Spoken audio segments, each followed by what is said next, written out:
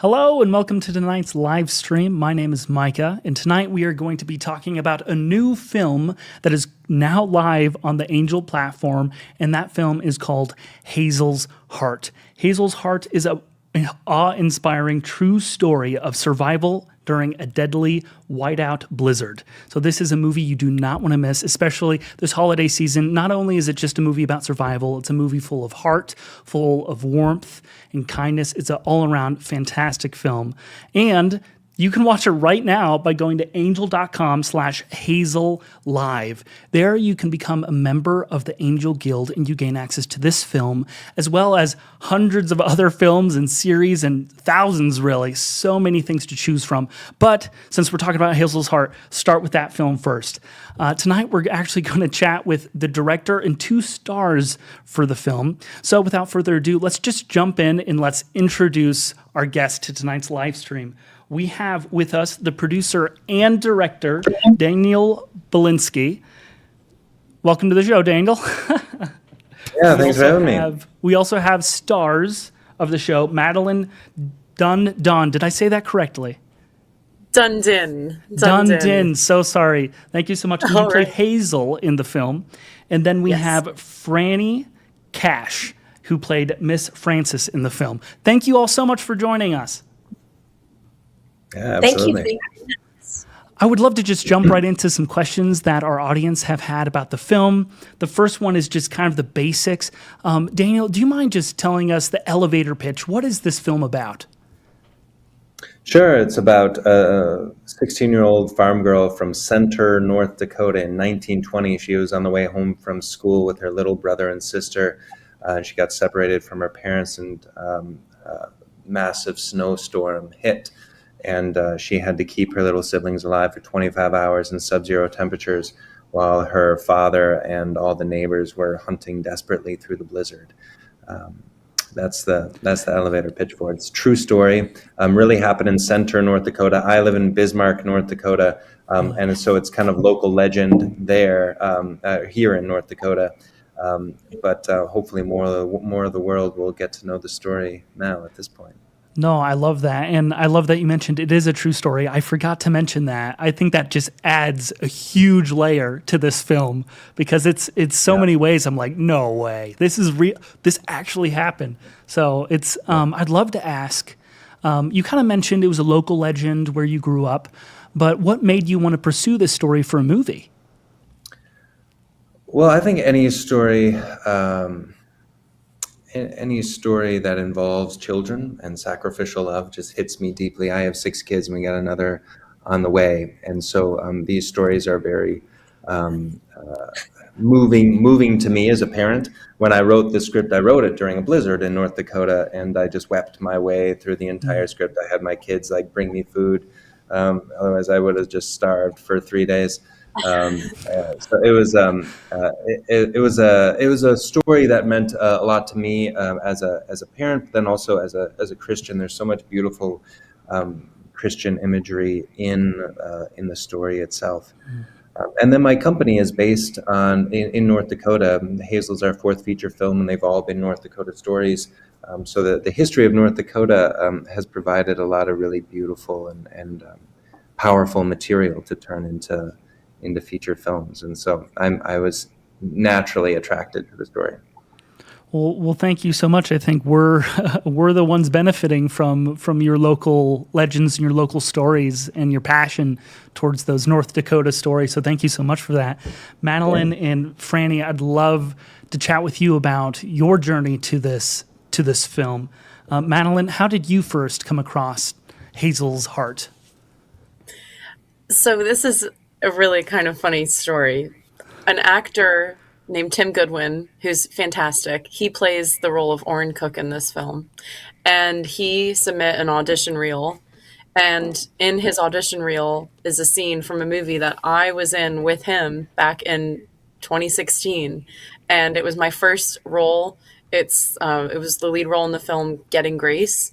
And Tim and I shared a scene in that movie. And there's a clip of that scene on his audition reel, and then the casting director for Hazel's Heart saw that scene, and thought, who's that? And she might work. And they reached out, the casting director reached out, and I got to read some scenes with Mr. Blinsky.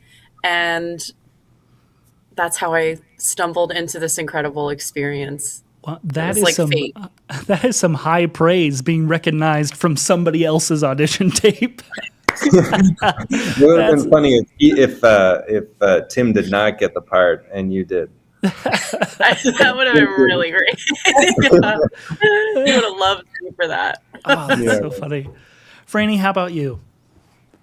Yeah, my agent, Gene Wenger, saw Hazel in its beginning stages of when they were looking for cast, and she told me to audition, and she submitted my audition. I got a call back, and I remember I was living in California at the time, and it just felt so magical, like one of my first movies that I ever got to be a part of, getting to have the call back in California. It was just so fun. And I remember reading the script for this movie for the first time. It was on an airplane. I can't remember where I was going, but it was just sobbing. I mean, I was sobbing. It was like those, the flight attendant. I'm sure she sees the one person crying on the flight every time, and I was that person on that flight, and I was like looking away. Like, I just remember it. And I was facing the window. But I really did cry through the whole thing. The story moved me, and I was like, I just want to do whatever I can to be a part of this. It's so special, and like Dan talked about, the story of sacrificial love and it being a true story, and just the character development and the script, it really was amazing. But it's the second movie I've ever done, so wow. It was such an honor. It really was. So I'm really grateful. Thank you so much for sharing that. Another segment that we like to just jump into is just sort of the behind the scenes movie magic. Our audience loves hearing about how things were, the technical side, sometimes the creative side of things. So I have a question to start off that portion of tonight's show for Daniel. Daniel, what was it like putting together the screenplay for this movie? I know you mentioned a bit about how it moved you emotionally as you were writing this during a blizzard, of course. Right. But what were some of the most challenging things when writing the screenplay? Well, I think right off the bat, how do you make a story that most of which takes place underneath a sled? Engaging and gripping. I think just from a story standpoint, that is challenging. I think practically, because I always write with my producer hat on as well, there was the challenge of how do we write an achievable blizzard movie, and when we're working on a limited budget. And so that was something that was constantly in my mind as well. And maybe we can talk later about how we were able to achieve just the blizzard look. Yes. But I think those are probably the main challenges. I had my two youngest, or not my youngest, but two of my kids play the Madelyn's younger siblings in the movie, and so I knew I had to get it funded pretty quick before they got too old for the parts. Yeah. No, that makes perfect sense. This next question is for Madelyn. Madelyn, what was it like getting in the headspace for Hazel? Of course, this is a true story, so I feel like there's, or at least there can be, some added weight. What was it like? Yeah, that's a wonderful question. I just read the script over and over again, and I think Dan and I both felt the same way about it, that the most important thing to use to get into character was quality time, getting to know the two little siblings. And so pretty much straight away we got on some Zoom calls, and I got to meet his two incredible children who play my siblings in the film, and we rehearsed our scenes, and we just kind of got to know each other a little bit, because most of the story is centered around our time together. So building that relationship with them before we got to North Dakota to shoot the movie was critical for my process getting ready to play the role. I really thought that getting to know them, and of course, they're so easy to love if you met them. I mean, they're just the most wonderful, intelligent and sweet and funny and charming children. And I think that was definitely what I used to help me get into the character and really feel like her and feel that love for those two kids. And just reading the script and that's how that's all I needed. I just think the script was so gorgeous, and that was all I kind of needed to kick it off before getting there and being on set. No, and I love what you said about quality time, because I feel like that very much came across on the screen. Like, it very much, these are my siblings. And the performances, to Daniel's point, like, a lot of this happens underneath a wagon during a blizzard. And like, so you're really leaning on these actors, and these young actors as well, the two younger ones. Yeah, that was another thing important for Madelyn and my kids to get along, because my kids would be comfortable with me, but if they were stuck underneath a box with somebody that they didn't like for many days of filming, that would be rough. And they're also kids, and they've done a lot of theater and just like old bit parts in past films, but Madelyn understood that too. Like, they would need help, just being coached through certain moments, and that was a combination of me talking with them and directing them, but also Madelyn assisting them. And so she was sort of pulling them along in addition to offering her own performance. So yeah, important for them to have a good relationship. Yeah. No, it's great. Really, really good. And another question I have for Franni. Franni, what can you tell us about your preparation for your character? Something that I loved about your character is it kind of like was how the audience should be reacting, figuring out the kids are lost in the blizzard and stuff. So what was it like preparing for your role? Yeah, well, I really identified with Miss Francis in a lot of ways because my name actually is Francis, and I think I was the age that she was when I was 25 and she was 25 or 26. Dan, you might remember her exact age, but when I filmed, and so there was just even that there was some similarity, but I experimented with the Warner Laughlin acting technique, and so I got to build this backstory for Miss Francis, and Cool. I kind of felt like she might have been one of the oldest children in her family, and experienced a lot of responsibility. And so, in the moment, whenever she finds out that the kids were lost, I think it's this sense of like a failure of responsibility. And I'm the oldest in my family, and so I really identified with that in the moments when I feel like I've failed and not been responsible for them for whatever reasons it was. So I just felt like there was a lot of parallels. And anyway, the acting, the Warner Laughlin technique was really interesting. So I don't know if I'll do it again, but it was definitely an interesting experience for sure. I mean, I'm so new to this all, so it was just kind of one of the first things I grabbed onto, and it was really cool. No, that is really cool. Going into the character with a technique like that, that's really interesting. I have a question for everybody on the panel. So this film does take place in the 1920s. What was it like either portraying that era, or do you have any stories from the creation of the film that kind of encapsulates to where it's like, oh no, I can't say that line, or if you're improvising or something like that, it's this 1920s. It's like, we can just go around if anyone has any stories, if you can think of any. Well, I'll just say to that question, I'm a historian. Like, I have a master's in archival studies, and Really? my dream as an actor since I was born would be to do a period movie.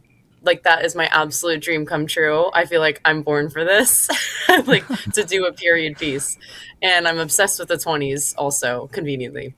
But I think what I tried to do, and Franni, I don't know if I achieved this well, but I did definitely try to spend some less time on my phone and on set, hang out with the kids, and just try to do things that had nothing to do with my computer or my phone. And I brought around a little sketchbook, and I drew people on set, and I would do that to kind of just to keep your mind less cluttered, because back then they just did not have as many distractions as we do now that are just constantly cluttering our subconscious.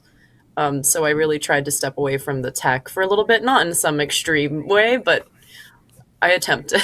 No, that's great. Yeah.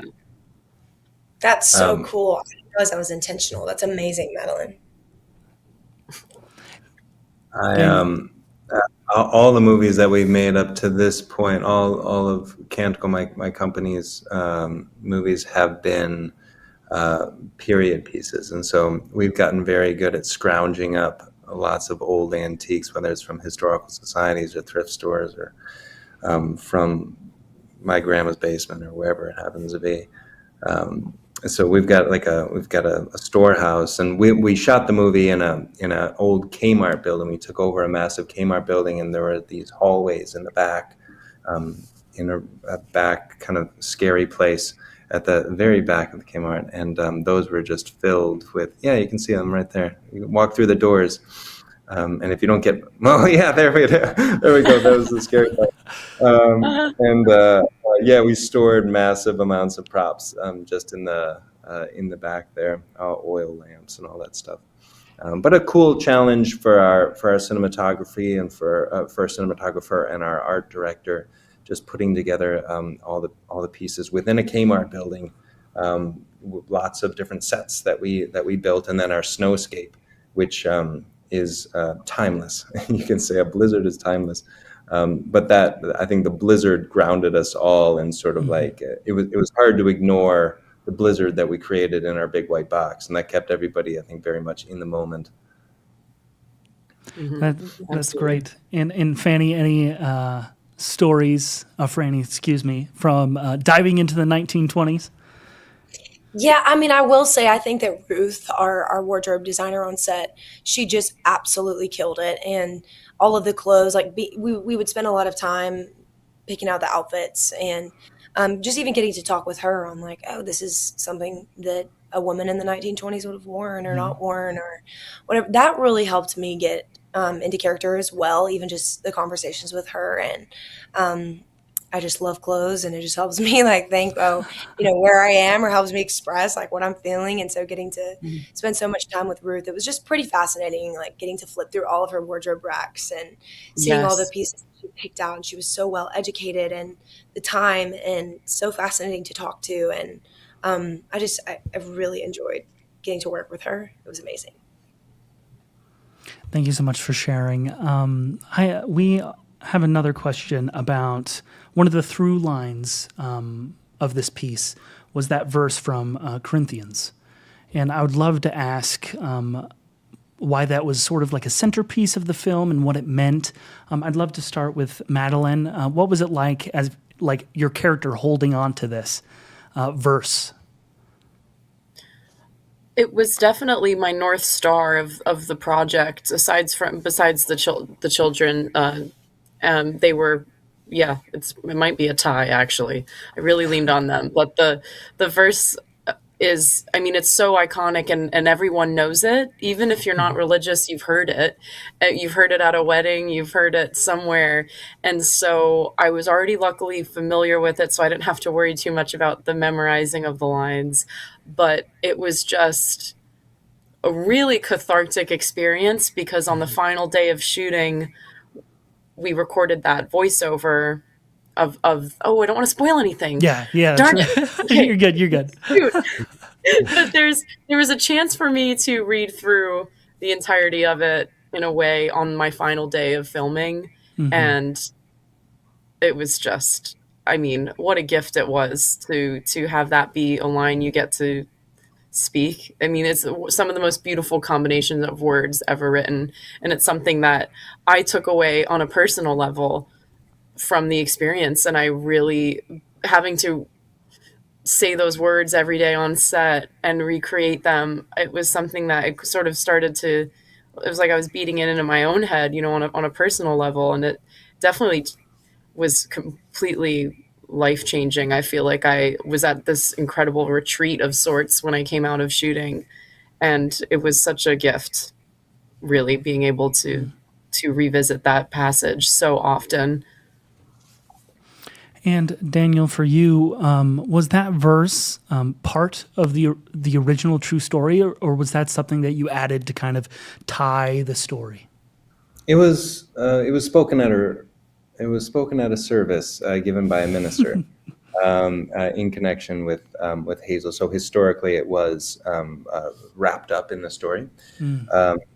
But I also thought just thematically, it provided a through line throughout, and spoke to just the simplicity of the story. I think what always drew me to this story was the very simple and beautiful heroism of this girl, a heroism that is not superheroes and spandex, but a real person, a 16-year-old girl who wasn't especially well liked or intelligent, or seemed to have no special gifts, bullied at school, sort of put down by family and the entire community, and yet in the moment where she was tested, she showed a heroism that none of them had. The world needs stories like that, and those are the stories that I want my children to hear. The stories of real virtue and real heroism. It's not people just flying around.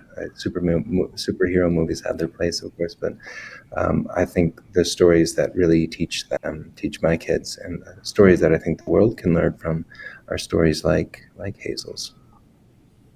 No, I couldn't agree more. And just to speak to the audience really quick, if you are just joining us right now, we are chatting with the producer, director, and two of the stars from the film Hazel's Heart, which is now streaming on the Angel app. Please go to angel.com/Hazel Live, sign up, become a guild member, and you'll gain access to this phenomenal, heartwarming, beautiful film, as well as thousands of other films and series, but start with Hazel's Heart. Especially this holiday season. As you can tell when we were talking, there were so many powerful moments we didn't want to spoil, and that's so you can go and watch it right now. So please go watch it. Scan that QR code, excuse me. And next, I'd love to talk about some of the behind the scenes, how you get the blizzard to work.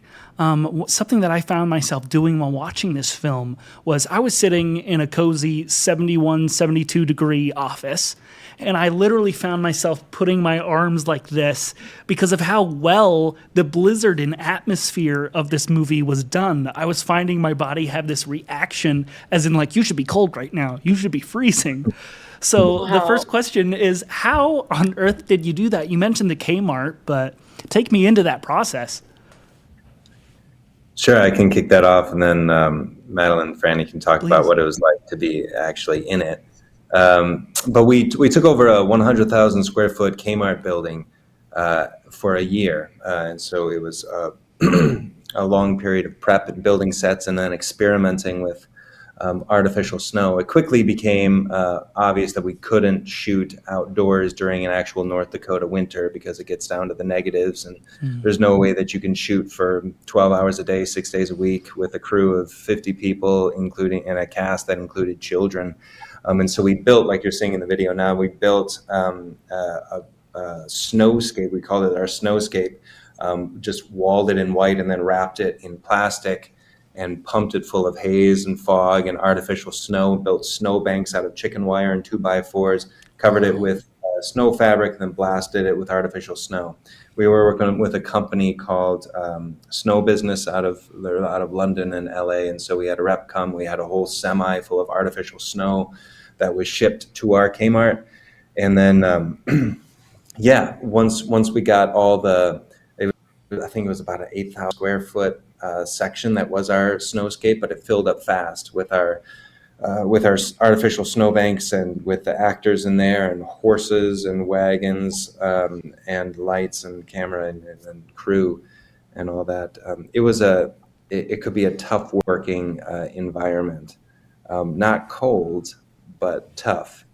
Tough to breathe, tough to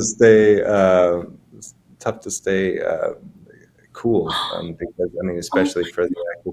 You see little tests. We went through months of testing different things for the snowscape area that we were going to film in, and then the types of snow we had. Potato flakes at one point we were experimenting with all sorts of different tests in order to achieve the final look of the film. But I'm sure Franni and Madelyn have thoughts on on what it was like to be in there and actually be emotionally present in this challenging situation. I'll go ahead with just really quick for everybody here. I just learned the other day that my favorite movie of all time, It's a Wonderful Life, invented a kind of fake snow just for that movie called foamite, which was like a combination of sugar and water, and it was like these bubbles. But before that, Hollywood used cornflakes. So I just learned that the other day, and I was just geeking out about it because what I loved on the set was the rep from Snow Business, James, who was the best person, like so energetic every single day. Such a pleasure to work with. He would be there, like the camera's right in your face, and then he's off on the side blowing bubbles into your face. And it was just like exhilarating because, I mean, as an actor, it's like, that's the dream. I really felt like I was outside in a blizzard. I felt uncomfortable. And you have to feel that to get it across. I mean, I really had bubbles in my mouth and my eyes, up my nose. And when, you know, we would be filming certain moments, like I genuinely couldn't see the camera in front of me.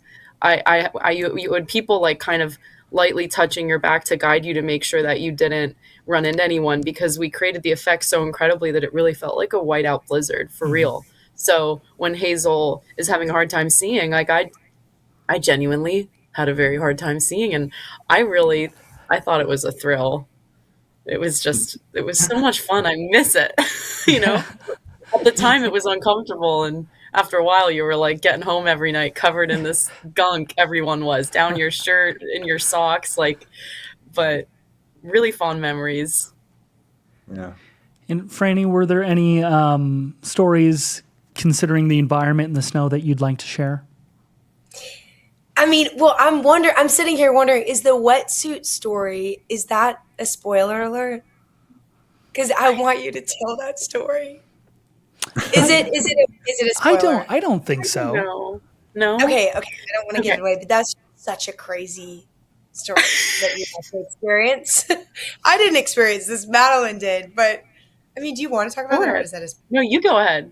I want to hear how you. Yeah, you go ahead. I wasn't there. Oh, you weren't there. Okay. No. Well, there was they created an incredible effect of sorts where Hazel is in a frozen aquatic environment. I'm going to be really careful here. But we're showing it here in the DTF. Yeah. So that was my stand-in. I'm off on the side there with my face mask on, completely freaking out because we were shooting that Hazel falls through the ice, and they built this entire kind of like cracked ice over a frozen like lake or something that she stumbles into. And we shot with the real wool costume that Hazel wears over top of a wetsuit. So I was actually in full wardrobe in that thing while we shot it. That scene, I had like the full authentic wool costume over a wetsuit. So I was not cold at all. I was incredibly hot, but it was, when I saw it in the final product, I just thought it's honestly one of my favorite scenes in the movie. Yeah. Oh, there we are. Yeah. Oh my gosh. Yeah, there we go. Yeah. No, that's great. Daniel, now this footage that we're seeing behind the scenes, did you guys film some sort of documentary? Because this is professional grade behind the scenes content. Yeah, we've got a whole, I think it's almost 40 minutes long. Wow. But that's available. I'm not sure if it's available on the Angels site, but it's on our website, hazelmovie.com, so people can get the whole experience of what it was like to shoot a Blizzard movie in a Kmart. Yeah, complete with horses. It's the best month of my life. Yeah, I remember we were very concerned that and the reason why we have the wetsuit is like if she gets cold, if she gets hypothermia or something like that. So we went to the opposite extreme and just turned it into a jacuzzi. It wasn't the intention, but like they were so careful about like, well, the temperature of this has got to be 98.6 or something like that. Yeah. And then you were like the wearing water was hot. Yeah, right. The water was hot, and they had like all this hot water on standby, ready to pour in to make sure that Madelyn doesn't freeze to death. Yeah. Did you have to have someone on set like wiping away sweat? Because I feel like you'd like with how warm that is, wearing a ton of wool, as well as being in warm water. Like goodness. hair and makeup team was so fun, and they were, I mean, they were great and fun to work with, but they would be there with little fans and ice packs and dabbing the sweat away. Jimmy Stewart in It's a Wonderful Life, they shot it on a soundstage in Encino, California, and he's sweating and you can catch it in the movie. It's snowing and he's sweating. So movie magic. Yeah, there you go. That's so cool. Thank you so much that's for a funny, I was going to say that's a funny aspect to it, is that they were supposed to be freezing to death in the movie, but they had ice packs planted underneath their costumes. They were Yeah. No, that's so cool. Thank you so much for showing. So before we wrap up, I would love to ask a question to the entire panel here. But Hazel's Heart is, of course, now streaming on the Angel platform. You can go to angel.com/HazelLive, become a guild member, and watch it today. But as far as the people behind the movie, of course, I've heard the phrase, and I'm sure everyone here has heard the phrase as well, every movie is a miracle. It is so difficult to get something made like this, especially at the level that you guys are making it, with how good it sounds, it looks, and everything else like that. And I'd love to just go around the virtual room here and just ask, how does it feel to have this movie now on a platform, now on the Angel Guild, with 1.5 million and growing members able to watch this movie? How does it feel getting to this point? Daniel, why don't we start with you? Yeah, it is a good feeling. I mean, you work towards this moment. Making a movie in a Kmart is difficult. Making a movie, period, is difficult. But it was a big family project for me. Not just my kids involved, but my wife and my other kids. Like, they came and they were painting and building sets with me, and sweeping floors and putting 2x4s together and all that. And so it's I think it's a nice moment for my whole family and for all the people who put so much work into it. There's the filming part, which is so intense, but the prep was also intense, and the post-production was also intense. And so, yeah, it's a relief to be towards the end of the work that we're doing, and now it actually can be shared with everyone. So it's the beginning of its life, as far as the world is concerned. It's exciting. So we certainly hope that people will take away the beautiful messages and themes of this really heroic person, the way that she's impacted us. That's very well said. Franni, how about you? How does it feel to have this project that you've worked on out in the world now on the Angel platform?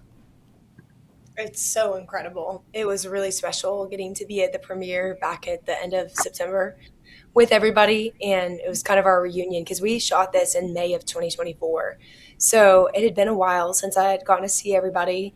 And it just felt like such a celebration of getting to watch the movie. And I mean, I know I cried a lot during the movie, and I was hearing everybody else around the theater just crying, and that sweet moment of just getting to be like, man, seeing this all come together, this powerful story brought to life. This is going to speak to so many people. It's going to be so impactful. And it's just really amazing to get to have seen every step of the way, watching this come to life. It's truly incredible. And for me, I'm a musician mainly, and in watching a song come to life is like, to be honest, now that I've watched a movie come to life, it is obviously so much simpler of a process. And so my respect for this is just through the roof of, it's just, it blows me away. And I'm so excited for people to see this. Stories are so powerful, and this one especially is just really special. So I'm so proud of everyone. I'm so excited. Oh, thank you so much for sharing. And Madelyn, how does it feel to be here at this moment for you? This makes this entire moment feels like the culmination of a mission that I've sort of been on track, living since I was a kid. I went to this incredible school, and the Monsignors always told us when we were like starting in kindergarten that your purpose was to share your gifts. And they taught us that every single person is born with a gift.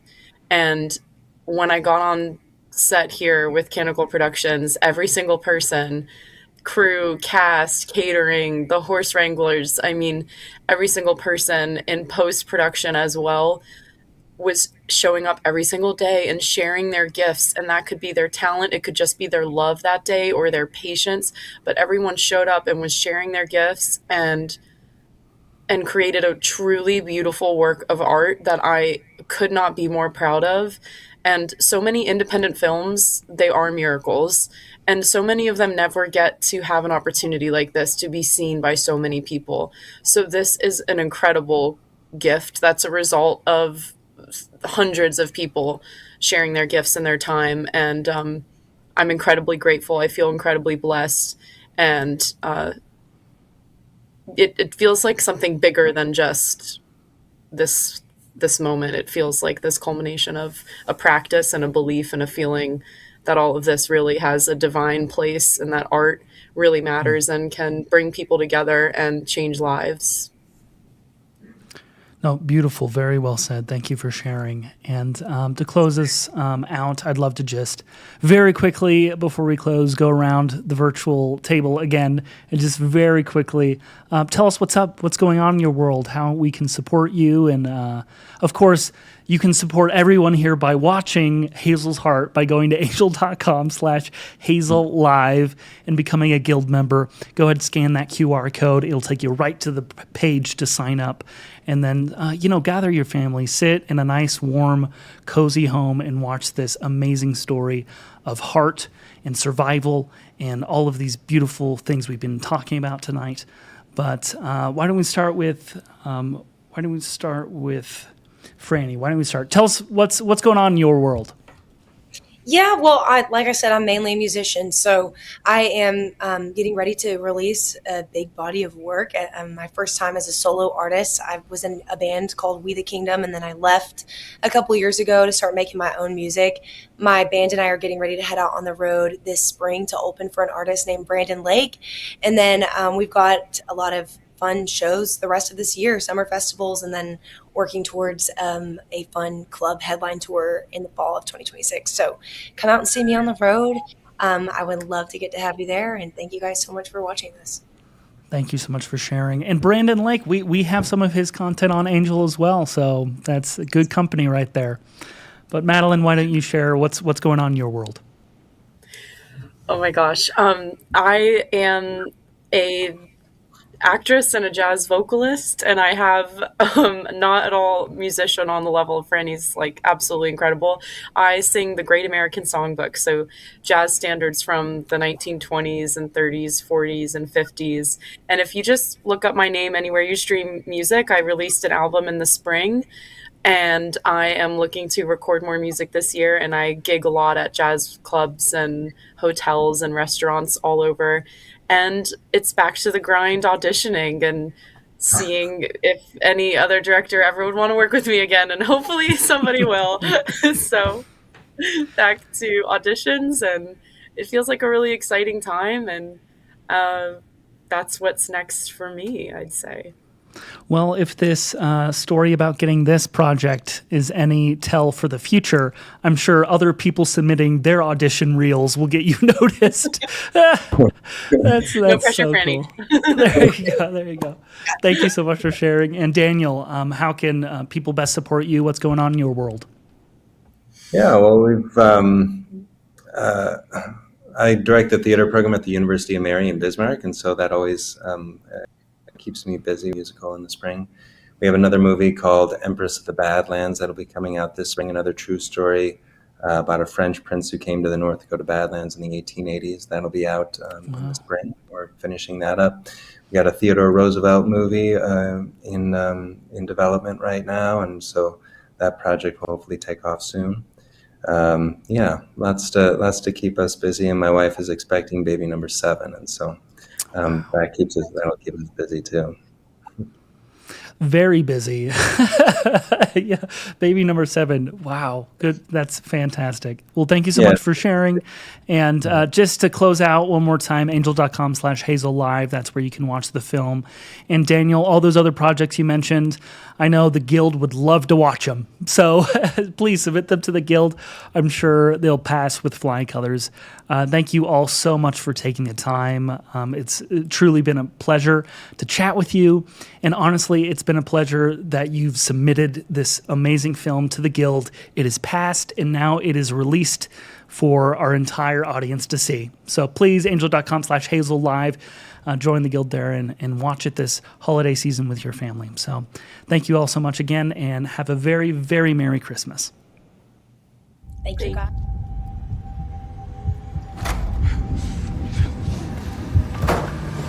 I don't know where my children are! With all this snow, I wonder if we should keep the kids home from school today. I think Hazel should stay home at least. She's still not feeling well. She chooses to be that way. You have a heart the size of these prairies. There's strength in that love.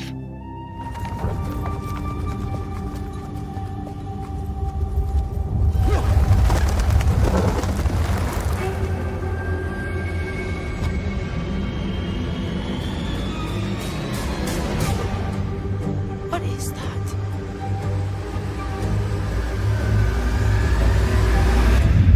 Brace yourselves! Hey, get in the sled! Take the reins! Steady, Mark! Are we lost, Hazel?